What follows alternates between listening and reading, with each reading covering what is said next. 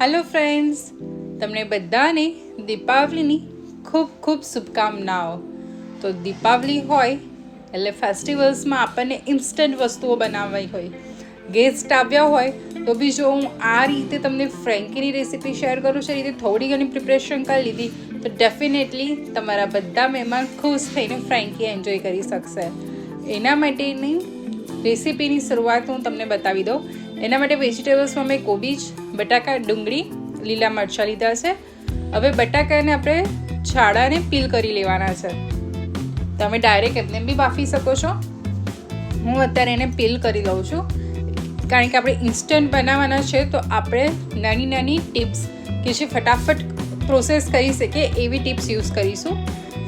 જે છોલેલા બટાકા છે એને કુકરમાં લઈ અત્યારે હું 5 થી 6 ફ્રેન્કીનું પ્રોસેસ બતાવી રહી છું. તમે એ રીતે મેઝરમેન્ટ લઈ શકો છો. એને થોડું પાણી એડ કરી અને એને 4 વિસલ બોલાવી લઈશું. હવે આપણે બટાકા કૂક થાય ત્યાં સુધી આ રીતે લીલા મરચાં જે લીધેલા છે, લીલા મરચાંને આ રીતે એક બાઉલમાં નાના નાના રાઉન્ડ કટ કરી લેવાના છે. જો તમે તીખું ખાવાનું પસંદ ના આવે તો તમે લીલા મરચાં સ્કીપ બી કરી શકો છો. આ રીતે મેં કોબીજ અને ડુંગળીને પીલ કરી લીધેલી છે. તમે જોઈ શકો છો કે આ રીતે હું સ્લાઇડર લઉં છું અને એમાં ડુંગળીને સ્લાઇડ કરી લઉં છું.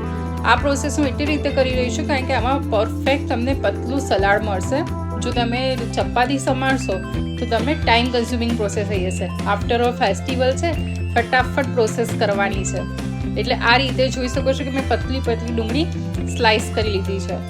ફ્રેન્ડ્સ, જે રીતે મેં ડુંગળી સ્લાઇસ કરી છે એ જ રીતે હું કોબીજ બી સ્લાઇસ કરી લઉં છું. તમે કોબીજ, ડુંગળી સિવાય ગાજર છે, બીટ છે, જે બચ્ચાઓ તમારા આ શાક ના ખાતા હોય એ દરેક શાક તમે આમાં આ રીતે સ્લાઇસ કરી શકો છો. આ રીતે મેં ડુંગળી અને કોબીજનું સલાડ સ્લાઇસ કરીને રેડી કરી લીધું છે. બટાકા બી મારા કૂક થઈ ગયા છે. તો બટાકાને હું ચેક કરી ઠંડા કરી એને મેશ કરી લઈશ. ત્યાં સુધી હું એક પેનમાં 2 ચમચી તેલ લીધું છે, 1 ચમચી આદુ લસણની પેસ્ટ લીધી છે. આદુ લસણની પેસ્ટની કચાશ દૂર થાય ત્યાં સુધી એને 2 થી 3 મિનિટ સાંતળી લઈશ. 2 થી 3 મિનિટ થઈ ગઈ છે અને કચાશ દૂર થઈ ગઈ છે એટલે એમાં હાફ પગ સમાયેલી ડુંગળી એડ કરીશ. સમાયેલી ડુંગળીને 1 થી 2 મિનિટ સાંતળી લઈશ. ત્યારબાદ હાફ ચમચી શીઝવન સોસ, હોમમેડ શીઝવન સોસ, 1 ચમચી રેડ ચીલી સોસ.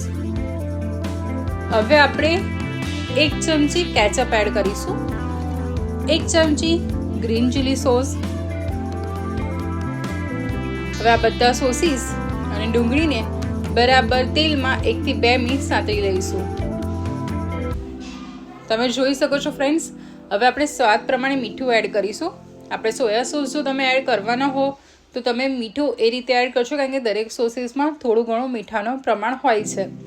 હવે ફ્રેન્ડ્સ, આપણે આ ગ્રેવી રેડી થઈ જાય એટલે બાફીને મેશ કરેલા બટાકા એડ કરી દેવાના છે એમાં. અને બટાકા અને આપણે જે આ ગ્રેવી બનાવી એને બરાબર મિક્સ કરી લઈશું. તો ફ્રેન્ડ્સ, આ રીતનું સરસ એવો સ્મૂથ ટેક્સચર આવે એવું સ્ટફિંગ રેડી કરવાનું છે. તમે જોઈ શકો છો કે સરસ એવું સ્મૂથ થઈ ગયો છે માવો. હવે આને આપણે કમ્પ્લીટલી ઠંડો થવા. હવે હોમમેડ ફ્રેન્કી મસાલો બનાવવા માટે આપણે 1 પેકેટ રેડીમેડ મેગી મસાલો લઈશું. ઇઝી બજારમાં અવેલેબલ હોય છે. હાફ ચમચી લાલ મરચું લઈશું, 5 ચમચી જેટલો હળદર, અડધી ચમચી ધાણા જીરું. આ બધા સ્પાઇસીસને બરાબર મિક્સ કરી લઈશું. તો આપણો હોમમેડ ફ્રેન્કી મસાલો રેડી થઈ ગયો છે. એને એકદમ ઇન્સ્ટન્ટ રેસીપી કે ક્યાંય તમારે બહાર જવાની જરૂર બી નથી, કશી સામાન લાવવાની બી જરૂર નથી, તો બી આપણો ફ્રેન્કી મસાલો રેડી થઈ ગયો છે. અત્યારે આપણે આમાં વિનેગારની જગ્યાએ લીંબુનો રસ એડ કરીએ છીએ. તમે આની જગ્યાએ વિનેગર બી યુઝ કરી શકો છો. બજારમાં વિનેગરનો યુઝ કરે છે, હું અત્યારે લીંબુના રસનો યુઝ કરી છું. હવે આપણે ઝટપટ સોસ બનાવવા માટે 1 ચમચી શીઝવન સોસ અને 2 ચમચી જેટલો કેચઅપ એડ કરી અને આ આપણો ઝટપટ સોસ બનાવી દીધો છે. હું અત્યારે મેયોનીઝનો યુઝ નથી કરી રહી. કોઈ બી પ્રોસેસમાં તમે ચાહો તો અત્યારે આમાં મેયોનીઝ એડ કરી શકો છો. હવે ફ્રેન્કીની રોટલી બનાવવા માટે આપણે 1 કપ મેદો લેવાનો છે અને એની સાથે 1 કપ ઘઉંનો લોટ. તમે 2 કપ મેદો બી લઈ શકો છો. હવે આપણે એમાં સ્વાદ પ્રમાણે મીઠું એડ કરી લઈશું અને લોટ અને મીઠાને બરાબર મિક્સ કરી લેવાનો છે.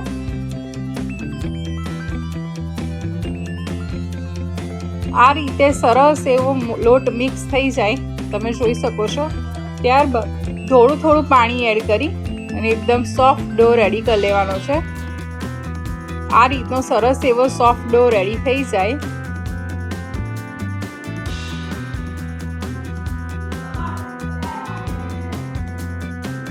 તમે જોઈ શકો છો કે એવો સરસ સોફ્ટ ડો રેડી કર્યો છે મેં.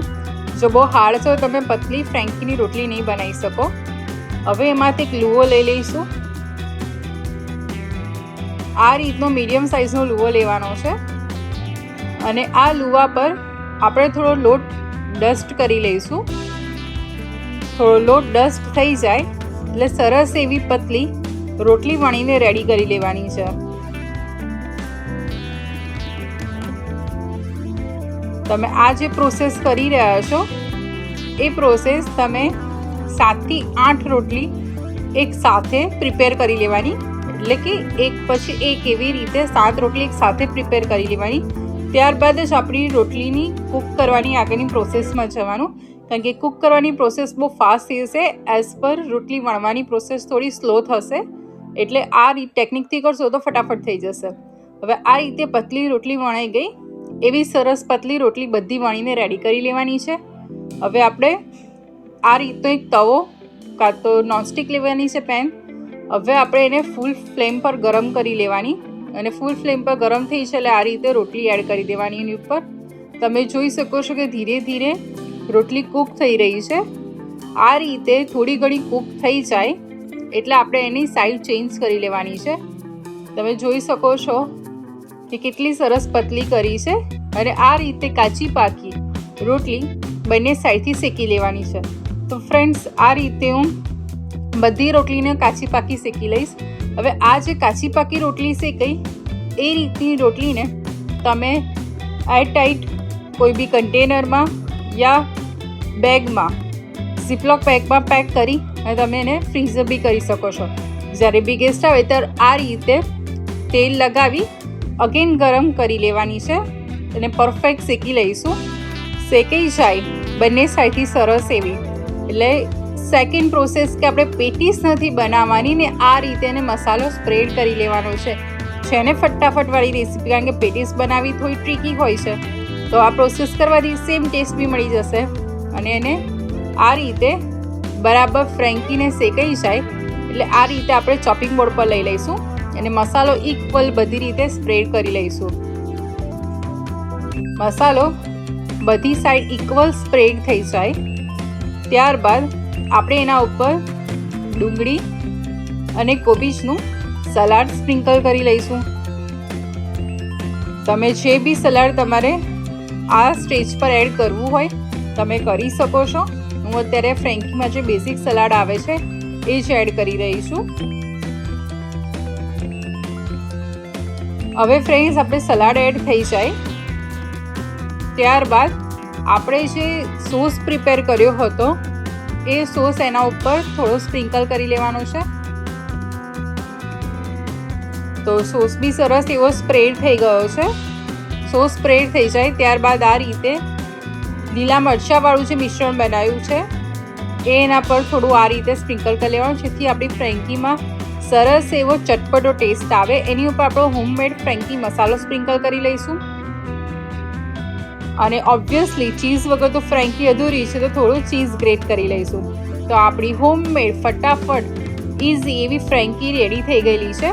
એને રોલ કરી આ રીતે કોઈ બી બટર પેપર યા ફોઇલ પેપર પર આ રીતે રેપ કરી લઈશું પરફેક્ટ માર્કેટ સ્ટાઇલ લુક આપવા માટે. તો ફ્રેન્ડ્સ ઝટપટ દિવાળીમાં બની જાય એવી હોમમેડ ફ્રેન્કી રેડી થઈ ગઈ છે ને એકદમ ઇન્સ્ટન્ટ રેસીપી. તો તમે બી આ રેસીપી જરૂરથી ટ્રાય કરજો. કેવી બની કોમેન્ટમાં જણાવજો. Good bye.